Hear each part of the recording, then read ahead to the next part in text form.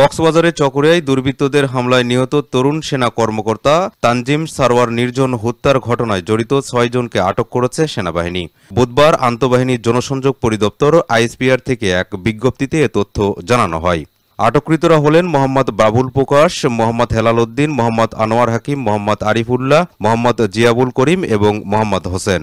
বিজ্ঞপ্তিতে জানানো হয়, আটককৃতরা সবাই তানজিম হত্যার ঘটনায় সরাসরি সম্পৃক্ত। তাদের মধ্যে মোহাম্মদ বাবুল প্রকাশ ঘটনার মূল অর্থ যোগানদাতা। আইএসপিআর আরও জানায়, কক্সবাজারের চকরিয়া এলাকায় চিরুনি অভিযান পরিচালনা করে বাংলাদেশ সেনাবাহিনী। অভিযানের ঘটনার সঙ্গে জড়িত থাকায় ৬ জনকে আটক করা হয়েছে। আটককৃত সন্ত্রাসীদের কাছ থেকে 2টি দেশীয় আগ্নেয়াস্ত্র, বিভিন্ন ধরনের 11 রাউন্ড গুলি, হত্যাকাণ্ডে ব্যবহৃত একটি ছুরি, একটি পিকআপ, একটি মোটরসাইকেল উদ্ধার করা হয়েছে। প্রাথমিক জিজ্ঞাসাবাদে জানা যায়, আটককৃতদের মধ্যে 4 জন প্রত্যক্ষভাবে সংগঠিত অপরাধের সঙ্গে জড়িত ছিলেন এবং বাকি 2 জন তথ্য দিয়ে সহায়তা করেছেন। আটককৃতদের মধ্যে মোহাম্মদ বাবুল প্রকাশ ওই ঘটনার মূল অর্থ যোগানদাতা।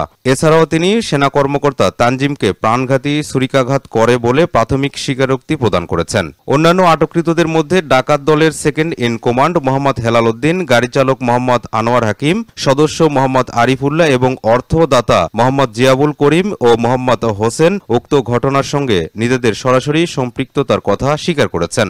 ডাকাত দলের অন্যান্য জড়িত সদস্যদের গ্রেপ্তারের জন্য বাংলাদেশ সেনাবাহিনীর অভিযান অব্যাহত রয়েছে। আটককৃত ৬ জনকে চকরিয়া থানা পুলিশের নিকট হস্তান্তর করা হয়েছে এবং সেনা সদস্য বাদী হয়ে চকরিয়া থানায় একটি মামলা দায়ের করেছেন।